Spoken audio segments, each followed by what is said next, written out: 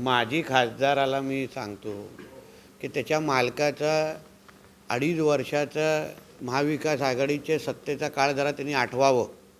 गजनी झाला असेल वयामुळे तो थोडा आठवावं.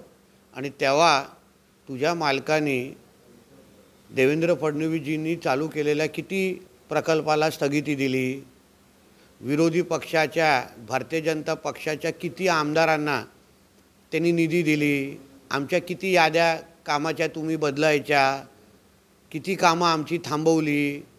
तेव्हा आमच्या मतदारांची आठवण आली नाही, तेव्हा उठून टाकायची भाषा तेव्हा तुम्हाला डोक्यात आली नाही. आता जेव्हा तेच औषध तुम्हाला पाजलं जातं आहे म्हणून तुम्हाला कडू वाटतं आहे. म्हणून हे ज्या सुख्या धमक्या आहेत ना ते तुमच्या मातोश्रीवाल्याला जाऊन द्या.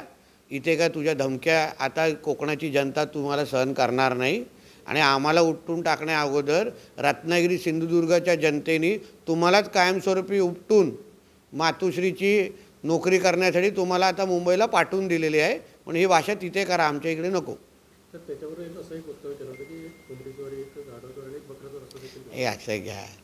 त्याची विनायक राऊत नावाच्या व्यक्तीचे आज कोकणाच्या राजकारणामध्ये त्याचं अस्तित्व संपलेलं आहे. आज राजन साळवी असो किंवा त्याचे जुने जे उबाटाचे शिवसेनेचे जे खंदे आज सगळे ते सगळे एकनाथ शिंदेजी किंवा भारतीय जनता पक्षाकडे चाललेले आहेत. आज विनायक राऊत हा फक्त उद्धव ठाकरेचा कारकूनच म्हणून राहिलेला आहे. म्हणून त्याच्या कुठल्याही वक्तव्याची आम्हाला कोणालाही दखल घ्यायची गरज नाही.